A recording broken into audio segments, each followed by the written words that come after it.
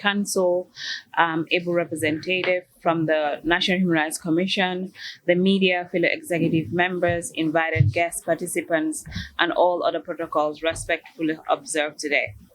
I am honored to deliver a statement on behalf of the USEPAN, the Gambia.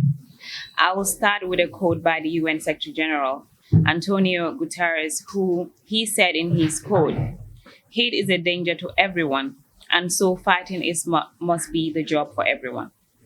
In today's internet society, hate speech has become a pacifist obstacle that threatens the social harmony and well-being of diverse communities within our beautiful country, inciting violence and intolerance.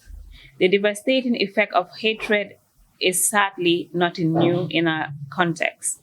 However, its scales and impact are now amplified by new communication technologies such as WhatsApp and social media platforms, especially in the newly found democracy of the Gambia.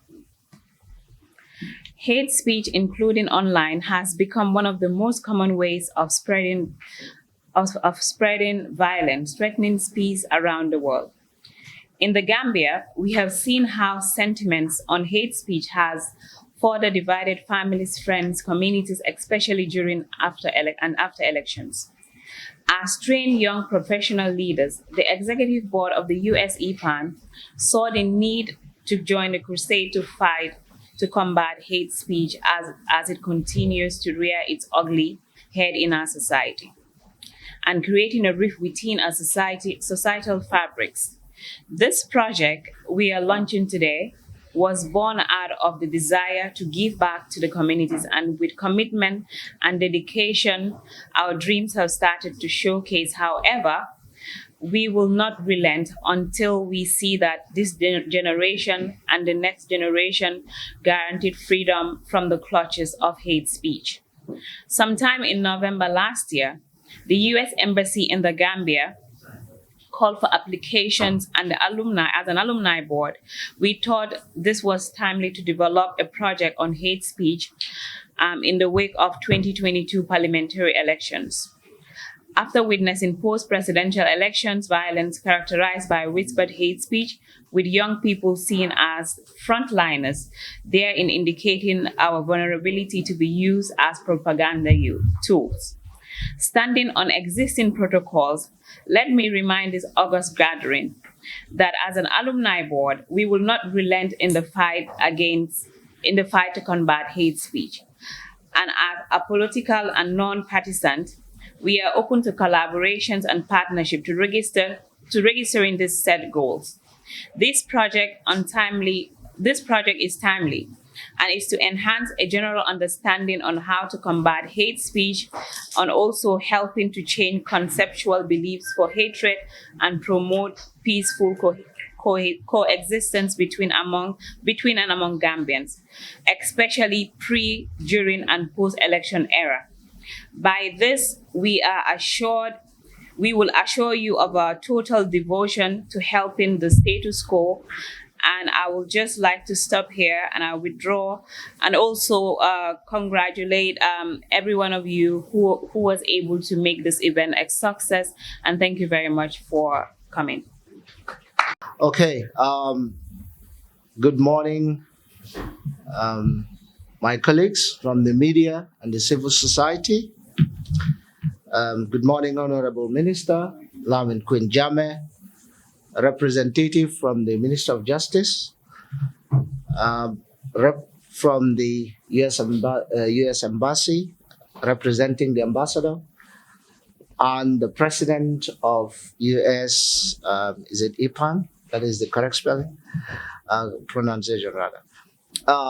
My brother, Basiru J, representing Mr. Alaji Jaju from the National Youth Council, representative from the National Assembly, colleagues from the media and the civil society organization, all protocols respectfully and duly observed. I wish to commend the organizers through Mr. Ali Jallo, my brother, a colleague, your Secretary General, for organizing such a very important awareness creation forum. And I am urging you, Madam President, to extend this to the masses through community outreach, TV programs, radio programs, among other outreach programs that you can do to the larger heterogeneous people. Indeed, this forum is apt, is very timely and appropriate. It came at a time when the country, the Gambia, is heading to the local or the final election within the electoral cycle, which is more closer to the local community and which is very well contested, looking at the last elections, and is very closer. You see people from the same home, the same house, contesting for the same position. So you see how critical this election is. So it is timely and it is very appropriate. Therefore, there is a need to sensitize the public on hate speech and how to combat it. We've already defined hate speech. I don't just need to repeat it. And I wish to also remind my colleagues from the media and the civil society that they have a responsibility to ensure that hate speech is combated. We've seen their efforts during the presidential election and during the National Assembly election. The media has flagged a lot of hate speech, which would have been very dangerous, some of which even started creating tensions during the presidential election. And it was flagged by the media and the civil society. So I believe we have to intensify our moves. We have to intensify our actions towards combating hate speech. And hate speech is mainly perpetrated by political actors. Now we are seeing even the trend with the religious leaders that they're spewing hate speech against each other. And research has shown that. The GPU research, we did a research that hate speech is on the rise. And the main agents of hate speech, people who give platform to hate speech, is the media, unfortunately, mainly online platforms, which is not a good sign.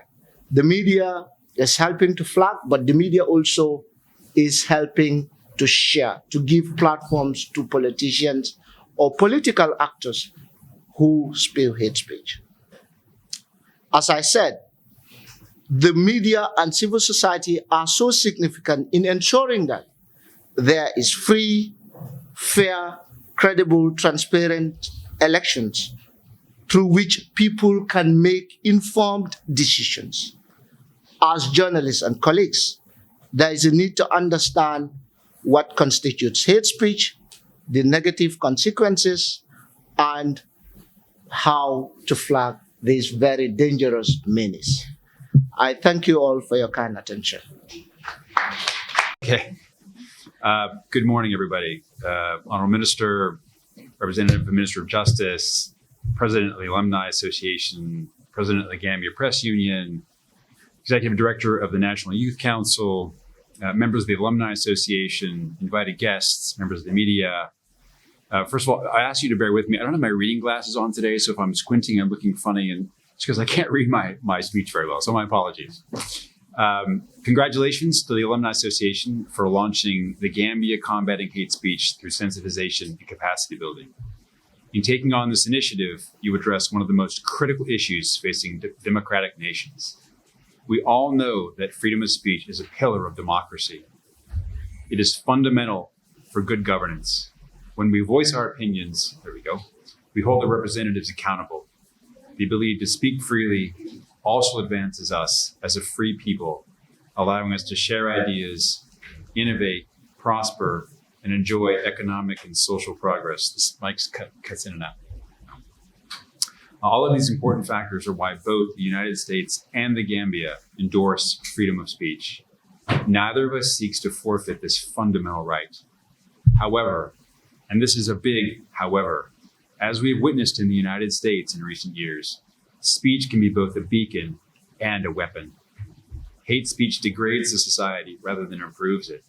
It does more than just offend. Hate speech marginalizes populations, threatens them, and can ultimately incite violence between communities. Insidiously, hate speech can crack the very pillar of the democracy on which it depends. The United States believes that hate speech poses grave dangers to united and democratic societies, human rights, and the rule of law. In our times, as my colleagues have alluded to, social media can fuel these flames. Bot attacks, the cruelty that often comes with online anonymity, and the growing prevalence of fake news and dis and misinformation can corrode the good work of people laboring to create and maintain free society.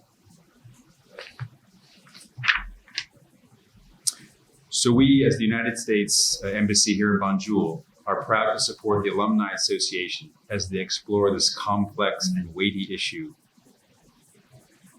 You will find that this is a difficult topic that all free societies struggle to grasp. There are as many gray areas as there are black and white.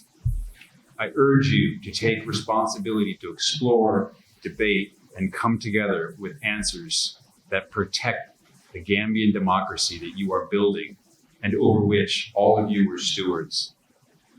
I know you have developed a very broad and inclusive project as you intend to bring in civil society organizations, community leaders, women, youth, religious leaders, students, and more. Our advice is to stay focused. Do not get overwhelmed by the magnitude of the topic or the breadth of your initiative.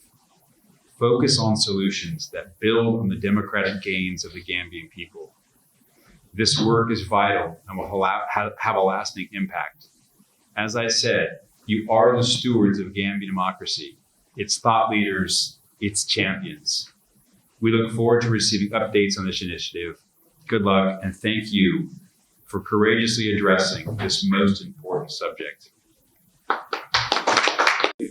The President of the Gambia Press Union and Madam President, I greet you and direct from the National Assembly. My name is Basiru J, not gay. It's J, right? I am from the National Youth Council representing my Executive Director. As a council, we are mandated to coordinate all activities of the young people. And as a council, in every election, we usually engage in the topic of discussion that is combating hate speech through sensitization and capacity building. We usually go around the country to sensitize the public about what has brought us together as a nation. And considering that the young people are used or serve as perpetrators or fuelers to pass on the hate speech. This message goes to all the young people of this nation. We are in a diverse country. We have to respect each other and understand that if you differ with anybody's opinion, that doesn't mean that person is not right. Let us always remember what has brought us together as a nation. Let us live with the slogan, the smiling coast of Africa. Let us understand the true nation or the true nature of democracy. You don't expect everybody to have the same opinion. You don't expect everybody to believe in your idea. But that doesn't mean you should disrespect or not recognizing, acknowledging the opinion of others. Now, what do we have as a nation? We are in the time of development. We are in the time of politics on the podium, not politics of violence. We are no more in a room wherein we can give audience to perpetrate all sorts of hate speech. Let us understand the true colors we have. One national flag, one community. We are the very ones meeting in the mosque, in the churches, in gatherings. But let us give the chance for those who don't understand the true nature of politics. Now, as a council, we have our peace situation room, wherein we have every regional monitors to monitor the peace situation of this country. This a task to facilitate every report that we receive from the regional monitors. It is usually be on the dashboard that we have at the Secretariat. This gives us the analysis for our executive director to communicate with relevant stakeholders about the peace situation of every region.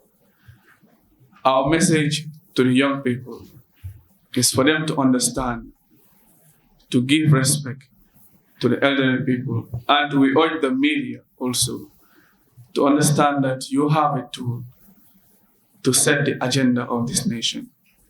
Let us always understand it's not about what we gain as a news or what we gain after publishing it, but let's also understand the level of conflict it might come with. So, to end the speech, I want to congratulate the US EPAN for organizing this training of media practitioners, because they have a powerful tool, and words are the most powerful tool to alter or hurt anyone. So thank you very much. The Chief of Mission, the United States Embassy to the Gambia, the President, Gambia Press Union, Madam President, US EPAN Project for Alumni Network, and the representative of the Director of the National Youth Council. Good morning to you all. My task this morning is to deputize my Solicitor General, the Honorable Mr. Hussein Tomasi, who was meant to give a keynote address on behalf of the Honorable Attorney General and Minister of Justice, Honorable Dauda A. Jallo. But unfortunately, both of them are overwhelmed and occupied with other urgent state matters. But they have instructed me to extend their apologies to the organizers and the dignitaries. Notwithstanding, I would read a statement on behalf of the ministry. It is important to note that the fabric of any progressive society is built on certain sacred values. Values that recognize differences, diversity, and respect for fundamental human rights and freedoms, like the freedom of expression and opinion as contained in the 1997 Constitution. It must be recognized that these fundamental human freedoms provided for by the Constitution are not absolute and must not be exercised with restraint, and most importantly, it must not be construed as license to insult or character assassinate the persons of others, be it individual or a group of people identified by reasons of politics, religion, race, ethnicity, vulnerability, etc. You will recall that the Gambia in 2016 ended the reign of dictatorship when the former President Yahya Jammeh was defeated by His Excellency Adama Barrow at the polls. The newfound democracy that was born in 2016 has restored hope in the citizenry and provide an environment where every citizen is able to take part in public discussions without the fear of reprisal. The government is committed in ensuring that this newfound democracy is protected and that no one suffers from the expression of their opinions and views on national public discourses, and hence the reason for the government to embark on a transitional justice process in 2017 to lay off laws that are oppressive to the exercise of freedom of speech by starting with a constitutional review process. However, the opportunities availed to the people to express themselves without a doubt being abused, with people insulting and impugning the characters of others, all in the name of freedom of speech. There is therefore the need to strike a balance. Hate speech, you will understand, is abusive or a threatening speech or writing that expresses prejudice on basis of ethnicity, religion, sex, or similar grounds. With this understanding, you will agree that hate speech is indeed beginning to threaten our social fabrics and peaceful coexistence as a people. It is therefore incumbent upon government to ensure that the appropriate legal framework is put in place or enforced where they exist. There are, of course, legislations touching on hate speech. Hate speech could be in the form of libel, it could be in the form of slander, and seditious in nature. First and foremost, the Constitution in Section 17, sub 2, remarked as follows. It states, every person in the Gambia, whatever his or her race, color, gender, language, religion, political or other opinion, national or social origin, property, birth, or other status, shall be entitled to the fundamental human rights and freedoms of the individual contained in this chapter. That is the Constitution, including, of course, the right to freedom of thought and expression and the right to hold an opinion. But however, these freedoms are subject to respect for the rights and freedoms of others and for the public interest. With this quotation, the Constitution seeks to shut the doors of deliberate attempts to harm or defame people in the exercise of our fundamental human rights. Furthermore, the Criminal Code, that is Volume 3, Cap 1001, Revised Laws of the Gambia 2009, has criminalized hate speech by making defamation and sedition criminal offenses. There are a lot of provisions in both the Criminal Procedure Code and the Elections Act that has condemned hate speech. For example, Section 51 of the Criminal Code defines seditious intention in the following terms. That seditious intention is an intention, A, to bring into hatred or contempt or to excite disaffection against the person of the president, not only the president, to incite the inhabitants of the Gambia to attempt to procure the alteration otherwise than by lawful means of any matter in the Gambia as by law established. It went further to state, to also bring into hatred or contempt or to excite disaffection against the administration of justice in the Gambia, to raise discontent or disaffection amongst the inhabitants of the Gambia, or to promote feelings of ill will and hostility between different classes of the population. Likewise,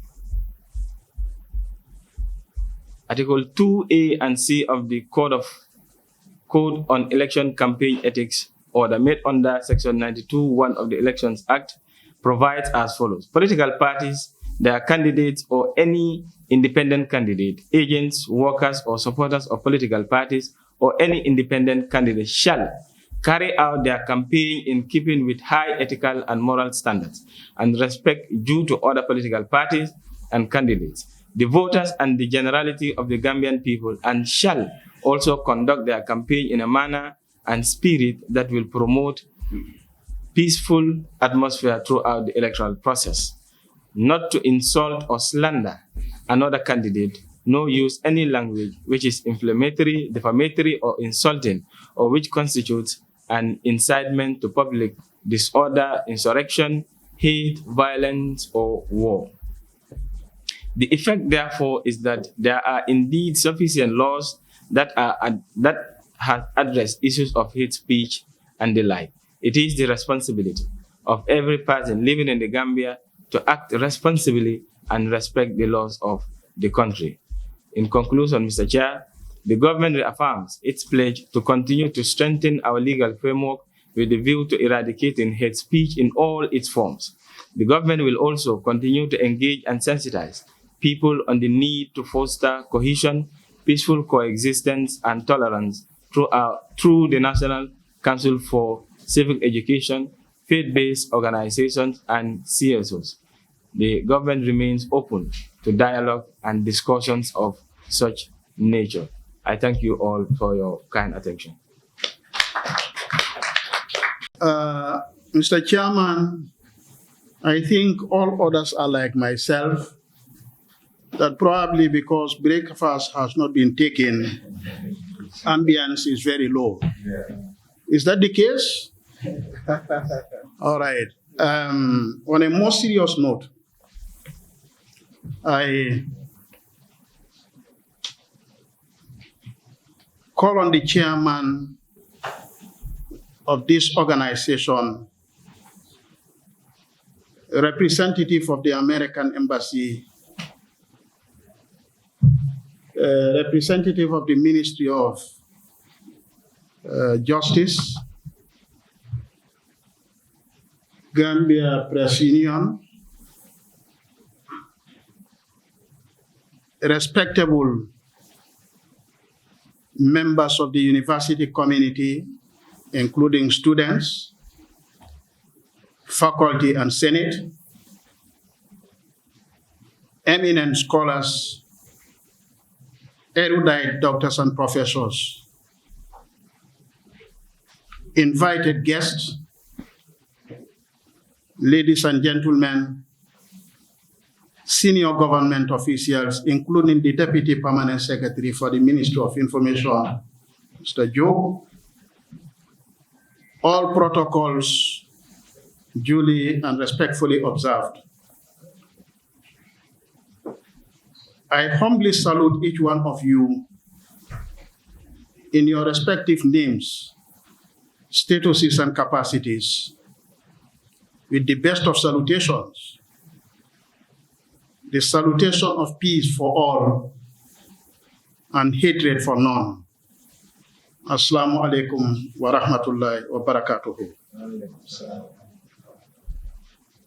Kindly allow me to begin my deliberation on this all-important and long-awaited opportunity that has brought about the convergence of this forum to discuss the role of the government in the maintenance and strengthening of democracy, as well as combating hate speech in the Gambia. First and foremost, by thanking the organizers and sponsors for the laudable and worthwhile initiative. If the society of the Gambia was to be regarded as a biological being, whose integral parts have their functional contributions to the efficient upkeep of the society, common experience has revealed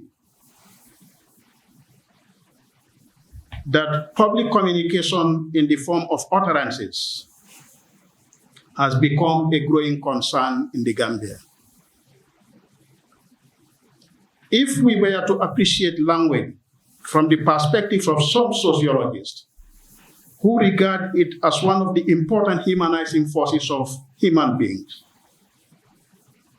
then this already identified public concern must be seen as a potential threat to that efficient upkeep, and therefore calls for a deserved attention such as the one you are currently giving it.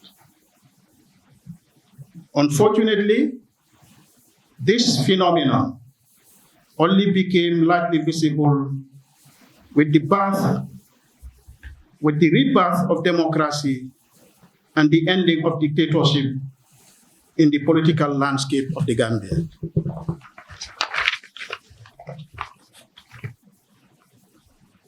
And thereby posing greater threat to both the sustenance as well as the strengthening of the sprouting democracy in the Gambia.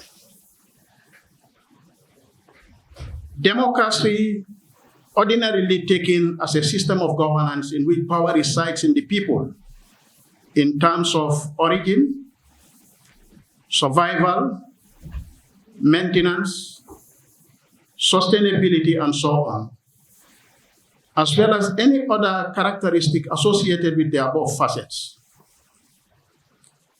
For it to enjoy the above qualities, power in a democracy must be legitimate.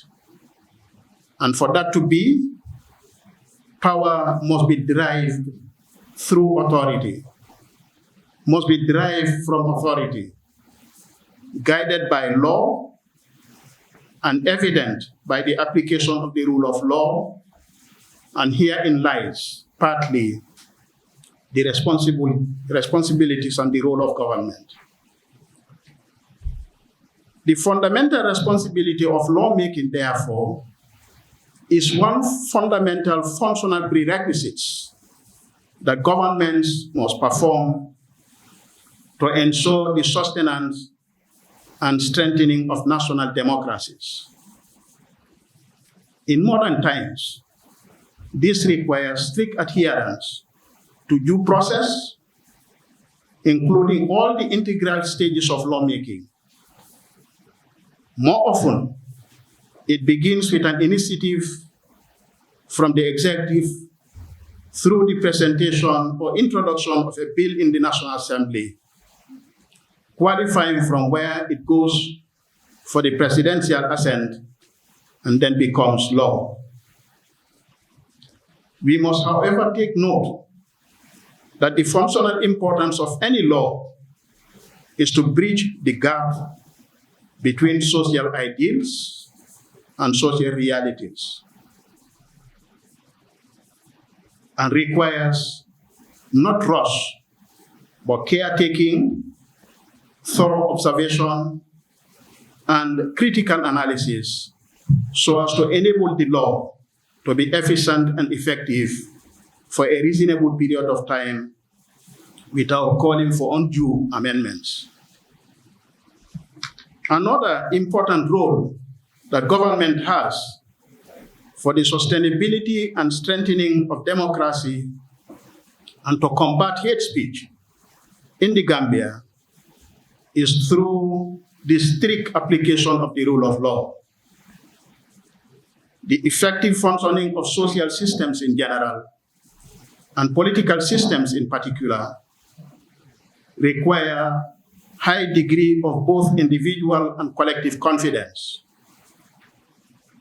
whose sources is mainly derived from the impartial application of the rule of law. To ensure this, there should be adequate application of the theory of the separation of powers with a high degree of autonomy for the efficient utilization of checks and balances between the three integral organs of the government. The objectives behind all this should aim at establishing a political society in which rights shall be guaranteed by law for all citizens, giving respect to the rights of the minority, and without breaches of the law by the majority, justified wholly and solely by numbers and nothing more. It must be understood that disobedience of any kind, including civil disobedience, so long as it is not duly processed in accordance with the law, may constitute a breach and become an offense. The government, as well as the citizenry as a whole, must understand that laws are necessary, but not sufficient conditions to guarantee the sustainability and strengthening of national democracies, unless the virtues of the citizenry conform with them as a matter of will, as argued by the political thinker Plato. We may appreciate that the Barrow-led administration of the Second Republic has something to offer in this regard of the application of the rule of law and the theory of the separation of powers, citing the case of Yakumba Jaite, for example, versus the president.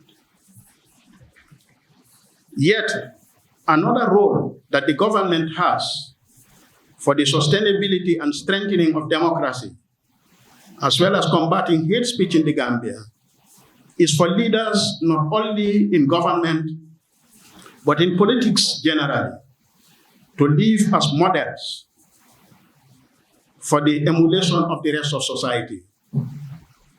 Common experience teaches us that charismatic leadership provides a quick avenue to effecting change in societies through individuals and organized groups, by referencing to those charismatic leaders, either consciously or otherwise. Given this psychosocial tendency, it can be seen as a moral obligation on all political leaders, therefore, be it in government or in the opposition, to live by examples for the emulation of the rest of their society, followers, many of whom, without reasoning, adopt to the ways of their leaders, taking it as the best of all alternatives. In this respect, kindly allow me to draw your attention to the following extracts from Sadauda Kairaba Jawara's book, The Kairaba, in an attempt to solving some of the challenges he had been confronted with as a leader, and which require a decisive stance for the understanding of his followers in his drive to build an effective nation. And I quote, "This will come in handy in many of my political encounters. Not only was it necessary with opponents, but as well as supporters and close collaborators in my own party and government. I had tense moments when I had to put my foot down against undemocratic interests in my party in favor of upholding democracy in its national character and outlook. I insisted that power must be guided by law, and society must be governed by conscience," unquote. It is sufficiently clear from the above that to attain the development of a national character, more often than not, requires critical inward looking as a priority. This allows for internal corrections and control mechanisms, and from where it can move to the external environment. This can be seen today as an importantly necessary area of inquiry that our current party leaders may be encouraged to exploit, especially in the context of social media and its ramifications in politics and on society. Finally, for the sustenance and strengthening of our national democracy, government has the responsibility to create a knowledge-based society through sharing of unclassified, relevant, accurate, and timely information for the public, particularly the citizenry, referred to as proactive disclosure of information. Contemporary experience has shown that there is a strong correlation between citizens' access to timely information, their sense of ownership in terms of inclusivity, and their participation in matters of the state in general and nation building in particular.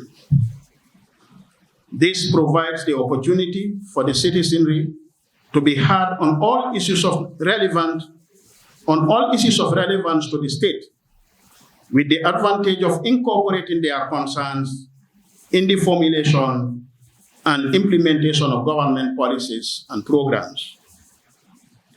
Gratifying to note that it is essentially for this reason that the Ministry of Information has initiated programs ranging from press briefings on cabinet conclusions, intermittent press releases, panel discussions on radios and televisions, etc., as effective means of public engagement in the information value chain.